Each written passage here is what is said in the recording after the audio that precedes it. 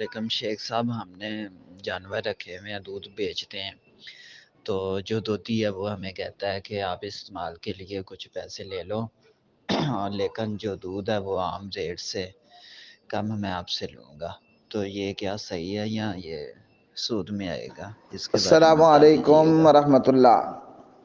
نحمدہ ونصلی علی رسولہ الکریم، اما بعد، اتقوا اللہ وذروا ما بقی من الربا ان کنتم مؤمنین۔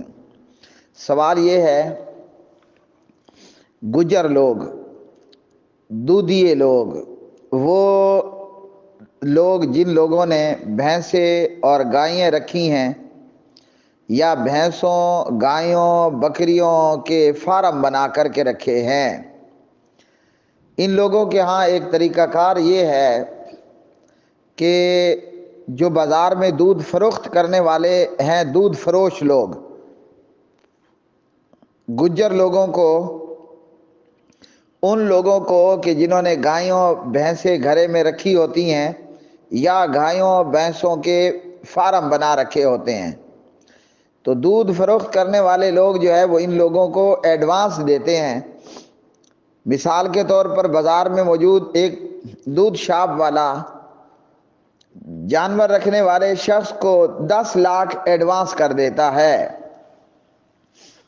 اور اس میں یہ ہوتا ہے کہ اب یہ جس بندے نے گائے اور بھینسوں کا فارم بنایا ہے، باڑا بنا کر رکھا ہے، اور جس نے دودھ فروخت کرنے والے سے 10 لاکھ ایڈوانس دیا، 10 لاکھ ایڈوانس کے بدلے شرط رکھی جاتی ہے کہ دودھ کا ریٹ دودھ فروش کی مرضی پر ہوگا، اور اسی طرح شرط رکھی جاتی ہے کہ آپ کو میں نے 10 لاکھ ایڈوانس میں دیا، آپ دودھ مجھے ہی دیں گے، میری اجازت بغیر دودھ کسی اور کو نہیں دیا جائے گا۔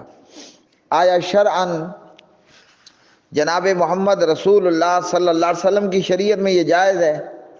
تو جواب ہے کہ یہ فقط حرام ہے۔ دودھ بازار کے اندر ہے 170 روپے فی کلو، دودھ فروش نے گائے بھینس رکھنے والے کو 10 لاکھ یا جتنا بھی اماؤنٹ ایڈوانس دیا، یہ اپنی مرضی کا ریٹ بنا لیتا ہے کہ آپ مجھے دودھ 120 روپے فی کلو دو گے، یا اس سے کم یا اس سے زیادہ، تو 50 روپے کا، 20 روپے کا، 30 روپے کا جانور رکھنے والے کو چونا لگا دیا جاتا ہے، نقصان کیا جاتا ہے دیے گئے ایڈوانس کے بدلے۔ یا وہ شرط لگاتا ہے کہ آپ دودھ مجھے ہی دو گے، تو دونوں ہی شرطیں یہ موجود ہوتی ہیں۔ ہمارے پیارے نبی علیہ السلام نے ہمیں کیا فرمایا، اور قرآن مجید نے، قرآن کریم نے کہا کہ اے ایمان والو، جو لوگ ایمان لائے ہو، نمبر 1، اتقوا اللہ، اللہ سے ڈر جاؤ۔ دیکھ لو کہ آج اگر یہ غریب بندہ، لاچار اور مجبور بندہ تمہارا کچھ نہیں کر سکتا اور تمہارا کچھ بگاڑ نہیں سکتا، تو اللہ سبحانہ و تعالیٰ تو نہ لاچار ہے، نہ مجبور ہے، نہ وہ کمزور ہے، بلکہ وہ قہار ہے، جبار ہے۔ تو اتقوا اللہ، اللہ سے ڈر جاؤ۔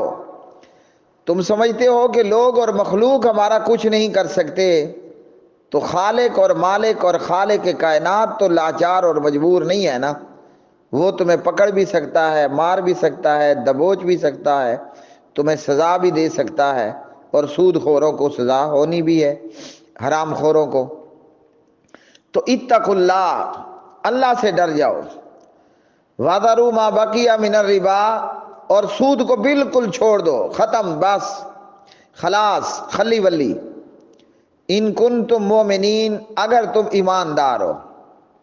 تو معلوم ہوا کہ اللہ کے تقوی اختیار کرنے کا حق یہ ہے کہ ہم کسی لاچار مجبور کا، کسی بھی شخص کا استحصال نہ کریں، نقصان نہ کریں، زیادتی نہ کریں، اور ہمیں چاہیے کہ ہم اگر ایماندار ہیں تو سود اور حرام کو چھوڑ دیں۔ اللہ ہم سب کو توفیق دے اور ہم سب کو بچائے۔ اور نبی رحمت علیہ السلام نے فرمایا کل قرض جر منفعتا فہو ربا، یہ جو ایڈوانس ہے نا، یہ دراصل قرضہ ہے، اور آپ نے فرمایا کہ ہر وہ قرضہ یعنی ہر وہ ایڈوانس جو نفع کا باعث بنتا ہے وہ ربا ہے، وہ سود ہے۔ اور قرآن نے آپ کو کیا کہا ہے؟ وَذَرُوا مَا بَقِیَ مِنَ الرِّبَا، ربا کو چھوڑ دو، سود کو چھوڑ دو۔ تو اس طرح ایڈوانس دے کر اپنی مرضی کا ریٹ رکھنا اور یہ شرط لگانا سود کے زمرے میں ہے، جو کہ حرام ہے۔ اور جس نے حرام کمایا، حرام کھایا، اللہ تعالیٰ اس کی نہ دعا قبول کرے گا، اور دعا بذات خود عبادت ہے۔ الدعاء هو العبادہ۔ جس کے پیٹ میں حرام، جس کا کھانا حرام، جس کا پینا حرام، اللہ ہم سب کو بچائے، ہم جو بھی جانے میں کر رہے ہیں یا انجانے میں، تو اللہ تعالیٰ کے ہاں اس کی دعا عبادت رائے گاں ہو جاتی ہے، ضائع ہو جاتی ہے۔ اب آپ میں سے کون ہے جو یہ چاہے کہ میں محنت بھی کروں، مزدوری بھی کروں، عبادت بھی کروں، دعا بھی کروں، اور میری دعا